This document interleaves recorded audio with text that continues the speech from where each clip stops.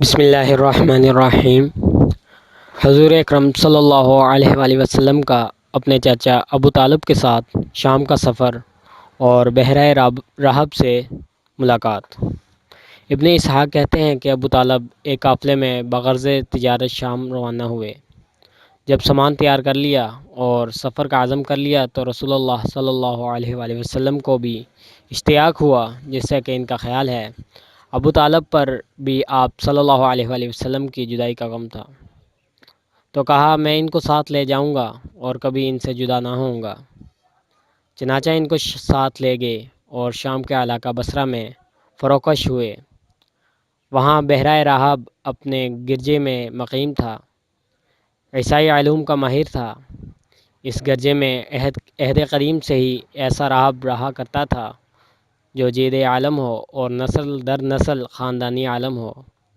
اس سے پہلے جب وہ لوگ بحیرہ کے پاس اترتے تو وہ کوئی توجہ نہ دیتا اور ان کو قابل اعتنا نہ سمجھتا۔ اس سال وہ وہاں اترے تو اس نے ان کے لیے کھانے کا اہتمام کیا۔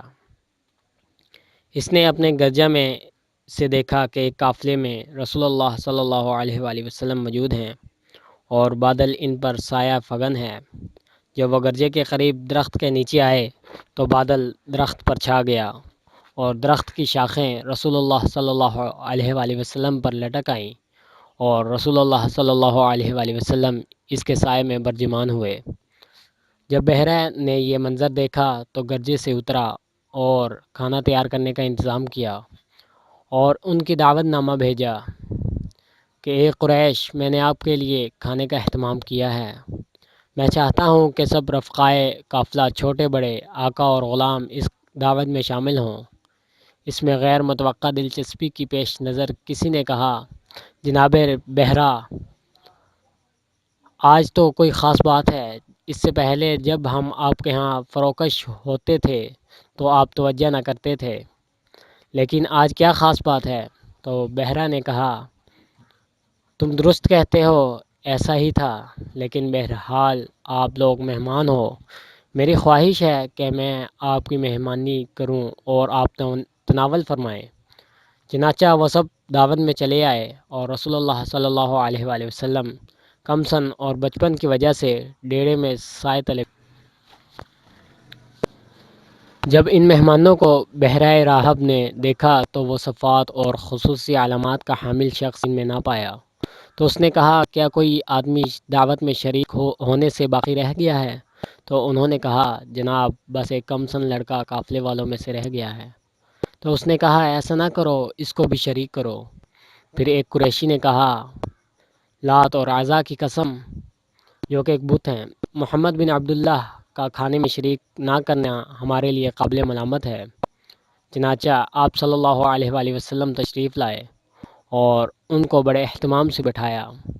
بحیرہ نے آپ کو دیکھا تو وہ غور سے توجہ کرنے لگا اور آپ کے جسم اطہر کے اعضاء کو غائب نظر سے دیکھنے لگا اور آپ کی صفات سے آگاہ ہو گیا۔ لوگ جب کھانا تناول فرما چکے اور ادھر ادھر چلنے پھرنے لگے تو بحیرہ نے آپ کو مخاطب کیا کہ میں آپ کو لات اور عزا کا واسطہ دیتا ہوں کہ آپ میرے سوال کا درست جواب دیں۔ بحیرہ رحب نے لات اور عزا کا نام لے کر اس لیے ذکر کیا کہ آپس میں ان کی قسم کھایا کرتے۔ حاضرین دعوت کے مطابق رسول اللہ صلی اللہ علیہ وآلہ وسلم نے فرمایا کہ لات اور عزا کے واسطے سے مجھ سے کوئی سوال نہ کر، میں ان کو نہایت برا سمجھتا ہوں۔ تو بحیرہ نے اللہ کا واسطہ دے کر کہا کہ آپ میرے سوال کا جواب ارشاد فرمائیں۔ تو رسول اللہ صلی اللہ علیہ وآلہ وسلم نے فرمایا، جو دریافت کرنا چاہتے ہو کہو۔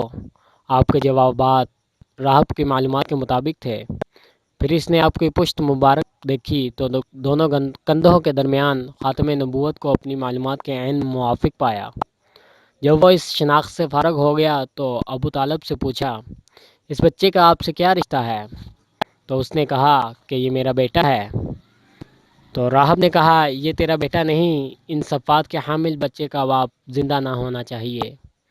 پھر آپ کے چاچا ابو طالب نے کہا، یہ میرا بھتیجا ہے۔ تو اس نے پوچھا، باپ کو کیا سانحہ پیش آیا؟ تو ابو طالب نے بتایا کہ وہ شاک میں مادر میں تھا کہ اس کا والد فوت ہو گیا۔